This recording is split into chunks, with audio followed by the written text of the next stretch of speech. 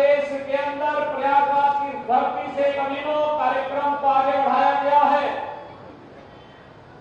कि कुख्यात माफियाओं के कब्जे से मुक्त कराई गई भूमि पर प्रधानमंत्री आवास योजना के अंतर्गत 76 परिवारों को आज उनका आवास सौंपने का चाबी वितरण करने का एक पवित्र कार्यक्रम आज यहां संपन्न हो रहा है। इसके लिए प्रयागराज की धरती को कोटि कोटि नमन करते हुए मैं उन सभी 76 परिवारों के साथ साथ अब तक प्रदेश के अंदर आदरणीय प्रधानमंत्री मोदी जी के मार्गदर्शन और प्रेरणा से और उनके अनुकंपा से जिन 54 लाख गरीबों को एक एक आवास प्राप्त हुआ है और सबका भी हृदय से अभिनंदन करता हूं, बधाई देता हूं। कहने के लिए 76 आवास है, लेकिन इसके पीछे एक पवित्र भाव है।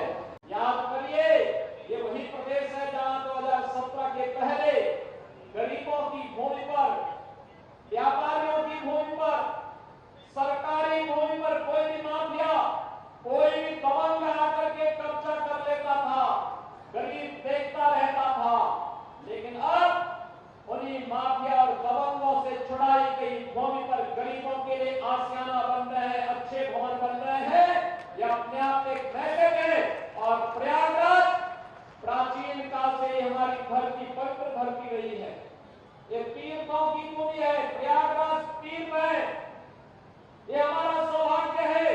2019 के प्रयागराज कुंभ के ठीक पूर्व हम लोगों ने इसका नामकरण एक बार फिर से इसका पौराणिक नाम प्रयागराज रख करके उन स्मृतियों को ताजा करने का कार्य किया। ये कार्यक्रम जहां आगे बढ़े, वहीं साथ ही साथ प्राचीन काल से ही धर्म और अध्यात्म की, संस्कृति की धरा के साथ साथ शिक्षा और न्याय की धरती भी प्रयागराज रही है।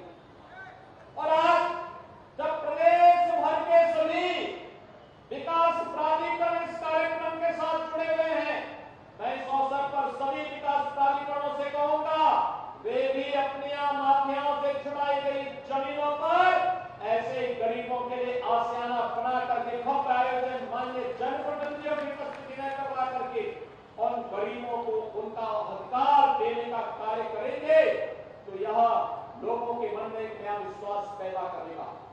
भाइयों बहनों, कल्पना करिए, आज से 6 वर्ष पहले उत्तर प्रदेश के अंदर प्रधानमंत्री आवास योजना में एक भी गरीब को आवास नहीं मिल पाता। 2014 में सरकार प्रधानमंत्री मोदी जी के नेतृत्व में बन गई थी, लेकिन उत्तर प्रदेश में जो सरकार थी वह गरीबों के बारे में नहीं सोचना चाहती थी।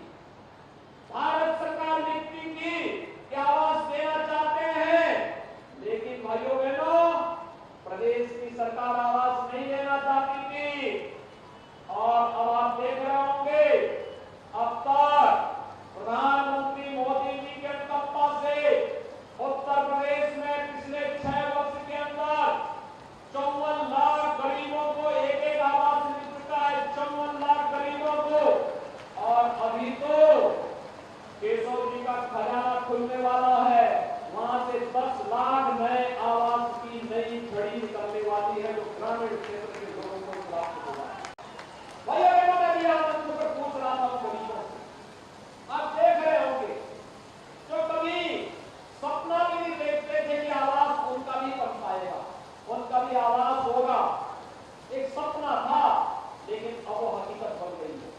आपने देखा होगा क्या उनके चेहरे पर मुस्कान थी। जीवन भर व्यक्ति कार्य करता था, मेहनत करता था, अंतिम समय में भी किराए के मकान पर रहने के लिए जहां तहां झोपड़ी डाल करके रहने के लिए मजबूर होना पड़ता था।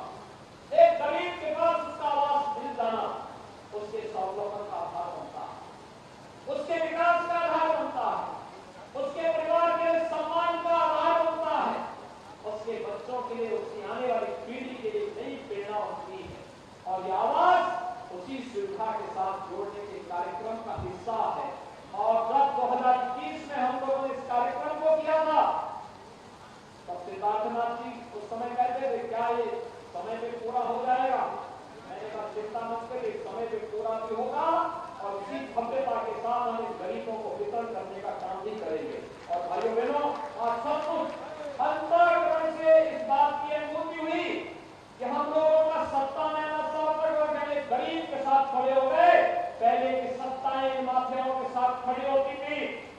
पर देश प्रगति नहीं कर पाता। ये लोग जाति के नाम पर बात करते थे, समाज को विभाजित करते थे, जाति के नाम पर बांटते थे, समाजवादों के आधार पर बांटते थे।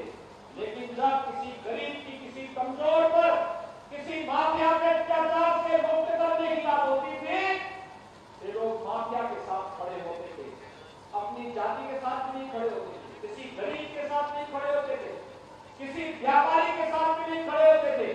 लेकिन भाइयों बहनों, आज मैं गर्व के साथ कह सकता हूं, ये डबल इंजन की सरकार जिस मजबूती के साथ आज कार्य कर रही है, इन गरीबों को मिलने वाला ये मकान इसी का प्रमाण है।